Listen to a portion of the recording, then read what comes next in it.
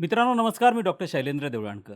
मित्रांनो, भारताचे पंतप्रधान नरेंद्र मोदी आज आणि उद्या म्हणजे 25 आणि 26 फेब्रुवारीला इस्रायलच्या दौऱ्यावरती आहेत. हा दौरा अनेक दृष्टिकोनातून महत्त्वपूर्ण आहे, ऐतिहासिक आहे. तो का महत्त्वपूर्ण आहे, ऐतिहासिक आहे, हे सगळं आपण समजून घेणार आहोत. पंतप्रधान नरेंद्र मोदींचा हा दुसरा इस्रायलचा दौरा आहे. मित्रांनो, भारताला स्वातंत्र्य प्राप्त झालं 1947 पासून. 1947 पासून तर 2017 पर्यंत भारताचा एकही पंतप्रधान हा इस्रायलच्या दौऱ्यावरती गेलेला नव्हता. मोदी 2014 मध्ये पंतप्रधान झाले आणि 2017 मध्ये पहिला भारतीय पंतप्रधान हा इस्रायलच्या भेटीवरती गेला आणि ते पंतप्रधान नरेंद्र मोदी होते. 2017 पासून भारत आणि इस्रायल यांच्यामधली जी मैत्री आहे ती मैत्री सामरिक भागीदारीमध्ये, ज्याला स्ट्रॅटेजिक पार्टनरशिप म्हणतो आपण, त्याच्यामध्ये कन्व्हर्ट झाली. आणि मग त्यानंतर दोन्ही देशांमधल्या वेगवेगळ्या क्षेत्रांमधल्या संबंधांमध्ये आणि सहकार्यामध्ये विकासाला सुरुवात झाली. त्यानंतर एक्झॅक्टली 9 वर्षानंतर 2017 नंतर पुन्हा एकदा पंतप्रधान नरेंद्र मोदी हे दुसऱ्यांदा इस्रायलच्या दौऱ्यावरती गेलेले आहेत. मात्र या दौऱ्याला जाण्याच्या वेळेची जी पार्श्वभूमी आहे मित्रांनो, ती लक्षात घेण्यासारखी आहे. आपण सगळ्यांनी यापूर्वी पण मी काही व्हिडिओज केला आहे. आपण सगळे वर्तमानपत्रांमधनं, इलेक्ट्रॉनिक मीडियामधनं सातत्याने वाचत आहात, ऐकत आहात की सध्या आखातामधली परिस्थिती अतिशय तणावपूर्ण बनलेली आहे. आखातामध्ये अमेरिका आणि इराण ह्या 2 देशांमध्ये संघर्षाची परिस्थिती आहे. दोन्ही देशांमध्ये युद्धाची ठिणगी कधी पडेल असं सांगता येत नाही. अमेरिकेने इराणला घेरण्यासाठी पर्शियन गल्फमध्ये आपल्या वॉरशिप म्हणजे अब्राहम लिंकन ही त्यांची जी सगळ्यात मोठी वॉरशिप आहे ती तिथं आणलेली, त्याच्यावरती न्यूक्लिअर वेपन्स देखील आहेत. अमेरिकेचे जे सगळे एअरबेस, मिलिटरी एअर बेसेस आहेत आखातामधले, विशेष करून कतारमध्ये त्यांचा सगळ्यात मोठा एअरबेस आहे, मिलिटरी बेस आहे, तो सगळे त्यांनी ॲक्टिवेट केलेले आहे. आणि आता परिस्थिती अशी आहे की कोणत्याही क्षणी युद्धाची ठिणगी पडू शकते. अमेरिका असेल, युरोपियन देश असेल, यांनी आपल्या नागरिकांना इराण सोडण्यासाठी म्हणा किंवा इराणला पर्यटकांनी जाऊ नये अशा प्रकारच्या ॲडवायझरीज इश्यू केलेल्या आहेत. एवढी स्फोटक परिस्थिती असताना पंतप्रधान नरेंद्र मोदी हे इस्रायलच्या दौऱ्यावरती जात आहेत. आता हे युद्ध केवळ जर झालं, अमेरिका आणि इराणमधलं युद्ध, आणि ते काही दिवसातच ते कळेलच आपल्याला, पण तसं जर घडलं तर ते हे केवळ 2 देशांपुरतं मर्यादित असणारं युद्ध नसेल, तर त्यामध्ये इस्रायल देखील ओढला जाणार आहे. आणि तो यासाठी होणार आहे की इस्रायल हा अमेरिकेचा मित्र देश आहे आणि दुसरं, इस्रायल आणि इराणमध्ये कमालीचं संघर्षाचं आणि तणावाचं वातावरण आहे. मागच्या वर्षी इराणने इस्रायलवरती अनेक मिसाईल्स फायर केले होते. इस्रायलने देखील इराणवरती मिसाईल्स फायर केलेले होते.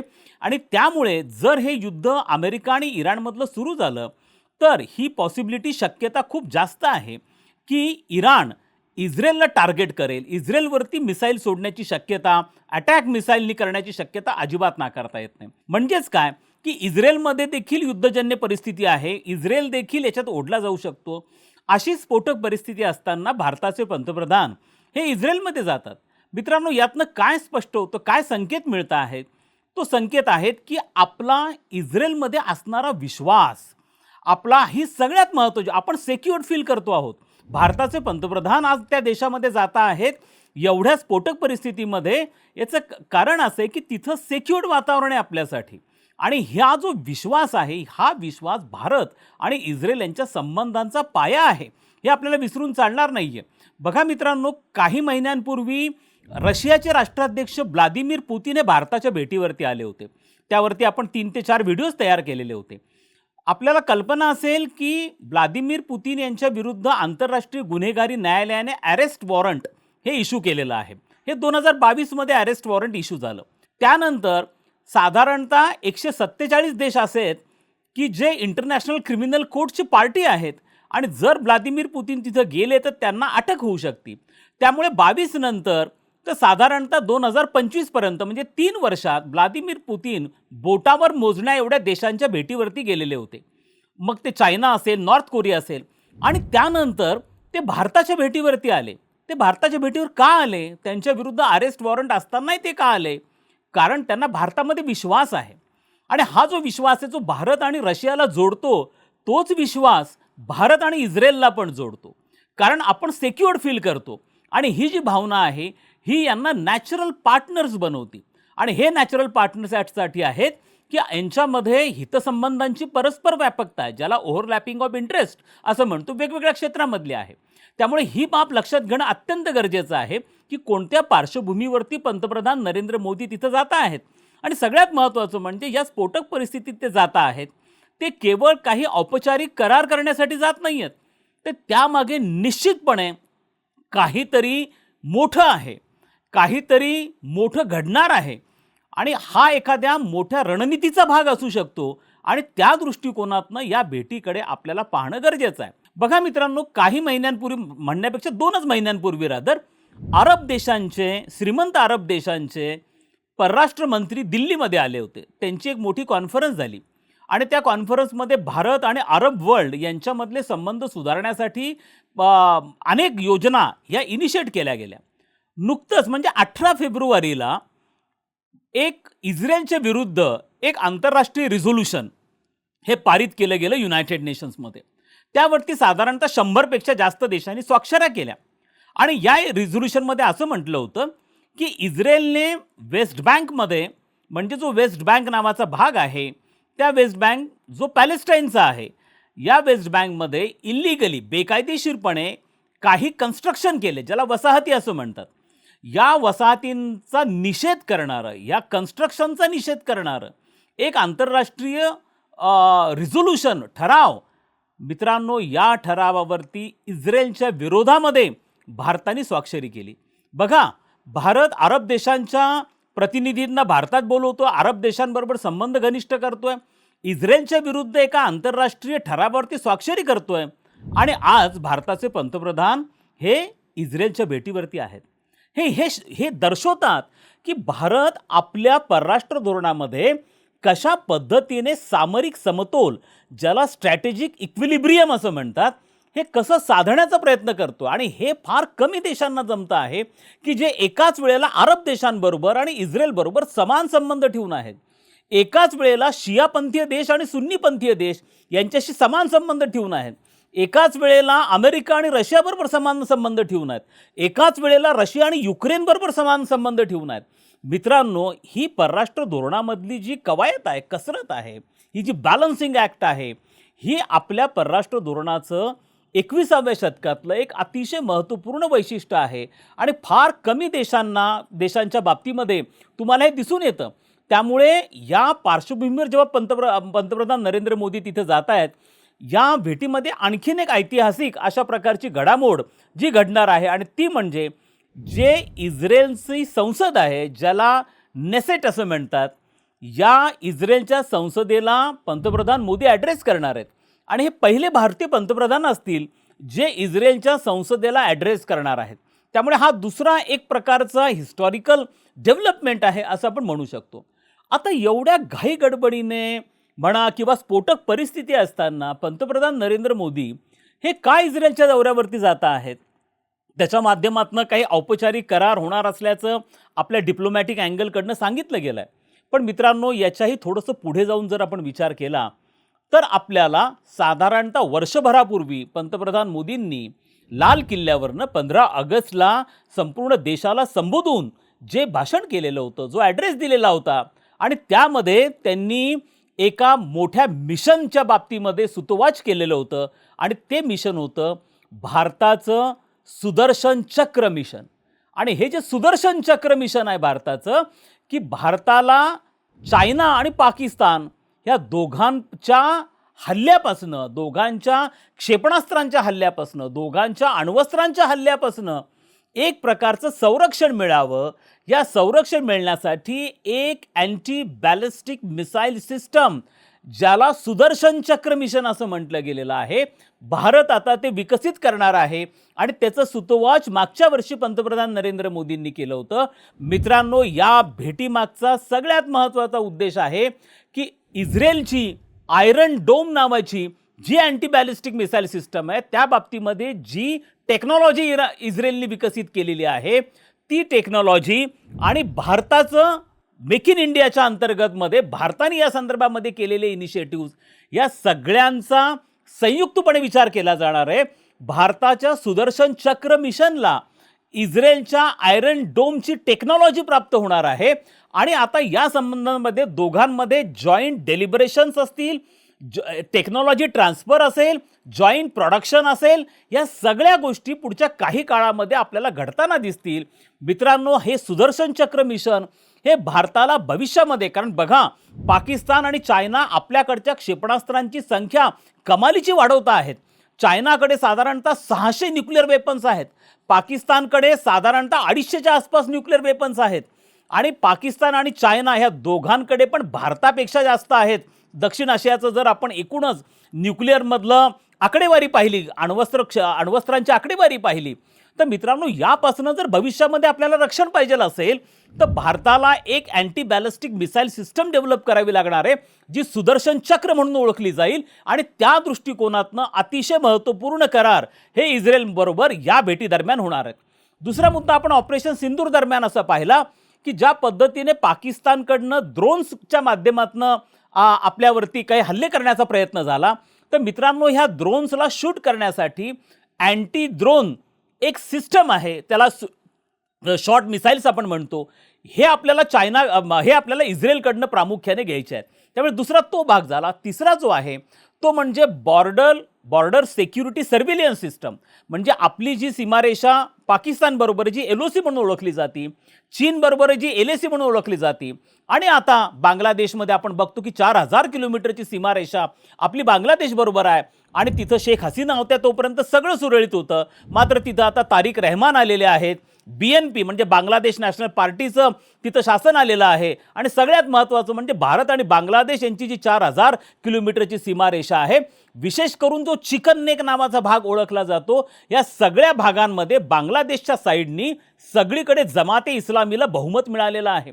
त्यामुळे येत्या काळामध्ये भारत आणि बांगलादेश यांच्यातली सीमारेषा देखील बऱ्याच प्रमाणात असुरक्षित होण्याची शक्यता ही नाकारता येत नाही.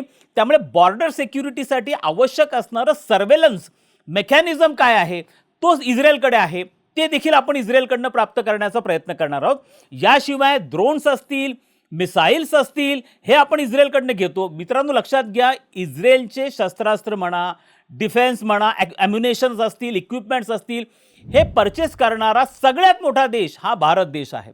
आणि या बाबतीमध्ये इस्रायल भारताला टेक्नॉलॉजी देतो. जसं रशिया भारताला टेक्नॉलॉजी देतो, जसं ब्राह्मोस मिसाईल हे भारत आणि रशियाचं जॉईंट व्हेंचर आहे, तशाच पद्धतीने इस्रायल हा जो देश आहे हा देखील भारताला टेक्नॉलॉजी देतो. त्यामुळे हा दुसरा अतिशय महत्त्वाचा आहे. आणि तिसरा जो अतिशय महत्त्वाची घडामोड या भेटी दरम्यान होण्याची शक्यता आहे ती म्हणजे हेक्झॅगन. हेक्झॅगनचा अर्थ म्हणजे साधारणतः भूमितीच्या याच्यामध्ये पाहिलं तर ज्याला 6 बाजू असतात अशा पद्धतीचा ज्याला हेक्झॅगन म्हणतात, यामध्ये एक 6 बाजू असणारा अलायन्स सिस्टम ज्याचं सुतोवाच बेंजामिन नेतन्याहू इस्रायलच्या पंतप्रधानांनी केलं आहे. आणि त्यांनी सांगितलं आहे की भारत, इस्रायल आणि काही अरब देश आणि आफ्रिकन देश, ग्रीस आणि सायप्रस यांना मिळून एक हेक्झॅगन अलायन्स सिस्टम ही येत्या काळामध्ये विकसित केली जाणार आहे. आणि भारत त्याचा सदस्य देश असणार, ही अतिशय महत्त्वाची घडामोड आहे. बघा मित्रांनो, अलीकडच्या काळामध्ये जे सगळे व्यापार गट तयार होत आहेत, संरक्षणामधले काही गट तयार होत आहेत, रिजनल सब रिजनल अलायन्सेस तयार होत आहेत, प्रत्येक ठिकाणी भारताची मागणी आहे. मग ते क्वाड असेल भारत आहे, ब्रिक्स आहे भारत आहे, शांघाय सहकार्य संघटना भारत आहे, G20 भारत आहे, अशा अनेक संस्था संघटनांमध्ये भारताची डिमांड आहे. आणि आता आपण बघतो आहोत की या हेक्झॅगन नावाची जी संकल्पना बेंजामिन नेतन्याहूंनी मांडली आहे त्याचा देखील भारत सदस्य बनतोय. अर्थात याचा पर्पज काय असणार आहे, तर एकूणच इस्रायलची ओव्हर डिपेंडन्सी अमेरिकेवरची कमी करण्यासाठी आणि इस्रायलला पण थोडं डिप्लोमॅटिक आउटरीच हा पाहिजे आहे, काही सपोर्ट त्यांच्या बाजूनी पाहिजे आहे. त्यामुळे अरब देश, आफ्रिकन देश आणि इस्रायल, ग्रीस, सायप्रस यांना मिळून हा गट तयार केला जाणार आहे. दुसरं महत्त्वाचं म्हणजे नुकतं म्हणजे 2023मध्ये जेव्हा G20चं समिट हे भारतामध्ये झालं होतं आणि अमेरिकेचे राष्ट्राध्यक्ष बायडन भारताच्या भेटीवरती आले होते, त्यावेळेला पंतप्रधान नरेंद्र मोदी आणि बायडन यांनी संयुक्तपणे एका प्रकल्पाची घोषणा केली होती ज्याला आयमेक असं म्हणतात, ज्याचा अर्थ असा होतो, फुल फॉर्म असा होतो, India middle east Europe economic corridor. आणि हा जो आयमेक नावाचा प्रकल्प आहे ज्याच्या माध्यमातून भारत मिडल ईस्टच्या मार्गाने युरोपबरोबर व्यापारी संबंध सुदृढ करणार आहे. आपला माल हा काही समुद्रमार्गे रोड असेल, रेल ट्रान्सपोर्टेशन असेल, याच्या माध्यमातनं हा युरोपला पोहोचणार आहे. हा खरं तर पूर्वी हा अशा प्रकारचा रूट एक्झिस्ट होता ऐतिहासिक काळामध्ये, पण नंतर त्याच्यामध्ये बदल घडून आले. आता सुद्धा आपला जेव्हा एक जहाज मुंबईवरनं निघतं तेव्हा ते युरोपपर्यंत पोहोचायला टेंटेटिव्हली साधारणतः 28 दिवस लागतात. पण जेव्हा आयमेक्सचा प्रकल्प होईल तेव्हा 13 ते 14 दिवसांमध्ये आपला माल हा युरोपला पोहोचेल. आणि आपल्या दृष्टिकोनातनं ते अतिशय महत्त्वाचं आहे. नुकतंच आपण युरोपबरोबर फ्री ट्रेड ॲग्रीमेंट केलेला आहे, ज्याला mother of all free trade agreement असं आपण म्हणतो. तर याच्या दृष्टिकोनातनं देखील महत्त्वपूर्ण काही करार या भेटीदरम्यान होणार आहेत. त्यामुळे मला असं वाटतं की एवढ्या स्फोटक परिस्थितीमध्ये पंतप्रधान नरेंद्र मोदी तिथे गेलेले आहेत. ही सहज भेट नाही आहे किंवा यामध्ये काही औपचारिक कराराची घोषणा करण्यासाठी ते त्या ठिकाणी गेलेले नाही आहेत. याच्याही पेक्षा पलीकडे जाऊन एक अतिशय मोठी रणनीती याच्या माध्यमातून आखली जाण्याची परिस्थिती जी आहे ती या माध्यमातून होती आहे. हाच एक अतिशय महत्त्वाचा भाग आहे की भारताचं सुदर्शन चक्र मिशन याला पूर्णत्वाला नेण्यासाठी कशा पद्धतीने इस्रायलचं सहकार्य घेणं हा या भेटीमागचा मुख्य उद्देश आहे. मात्र ही भेट जी आहे ही भारत आणि इस्रायल या दोन देशांमधले संबंध अतिशय घनिष्ठ करणार आहेत. मित्रांनो, इस्रायल देशाविषयी लक्षात घ्या. हा इस्रायल देश जेव्हा तयार झाला 1948ला, भारताने त्याला मान्यता जरूर दिली आणि त्या मान्यतेनंतर हा देशाने आपल्याला सातत्याने मदत करत गेलेला आहे. परंतु ती मदत ओपनली नव्हती, बिहाइंड कर्टन मदत होती. 48ला भारताने जरी मान्यता दिली असली तरी भारताने या देशाबरोबर आपले राजनैतिक संबंध प्रस्थापित केलेले नव्हते. जे 1992ला 1992 साली हे भारताने डिप्लोमॅटिक रिलेशन जे आहेत ते प्रस्थापित केले आणि 2017मध्ये जेव्हा पंतप्रधान मोदी तिथे गेले तेव्हा दोन देशांमध्ये स्ट्रॅटेजिक पार्टनरशिपचा विकास झाला. आज अनेक क्षेत्रांमध्ये डिफेन्स आहे, एनर्जीचं सेक्टर आहे, ॲग्रिकल्चर सेक्टर आहे, या सगळ्यांमध्ये भारत आणि इस्रायल यांच्यातले संबंध नेहमी हे आता विकसित होताना दिसत आहे. या देशाने 1965चा संघर्ष असेल, 71चा संघर्ष असेल, 1999चा कारगिल संघर्ष असेल, या तिन्ही संघर्षांमध्ये इस्रायल हा भारताच्या पाठीशी उभा होता. 1999च्या कारगिल संघर्षामध्ये बोफोर्स तोफांसाठी लागणारं ॲम्युनेशन हे आपल्याला इस्रायलनी पुरवलेलं होतं. त्यामुळे हा देश सातत्याने आपल्या मदतीला येणारा देश आहे. आता मात्र आपण आपलं प्रॅक्टिकल अप्रोच या देशांच्या संदर्भामध्ये सांगतो, ज्याला डिहायफनेशन इन फॉरेन पॉलिसी असं म्हणतात. आमचा पॅलेस्टाईनला सपोर्ट जरूर आहे, परंतु पॅलेस्टाईनला समर्थन असणे याचा अर्थ असा नाही आहे की आम्ही इस्रायलला पण वाळीत टाकू, असं अजिबात नाही आहे. तर आम्ही इस्रायल आणि पॅलेस्टाईन यांच्याबरोबर समान संबंध प्रस्थापित करू आणि तेच आपण आता साधण्याचा प्रयत्न करतो आहोत. त्यामुळे मला असं वाटतं की जरी दोन देशांमधले डिप्लोमॅटिक रिलेशन प्रस्थापित व्हायला विलंब लागला असला तरी गेल्या काही वर्षांमध्ये दोन्ही देशांमध्ये ज्या पद्धतीने संबंध विकसित होत आहेत ते भारताच्या एकूणच संरक्षण क्षेत्रामधल्या आधुनिकीकरणासाठी, सक्षमीकरणासाठी, संरक्षण क्षेत्रामध्ये भारताला आत्मनिर्भर बनवण्यासाठी इस्रायलची मदत आपल्याला अतिशय महत्त्वपूर्ण राहणार आहे.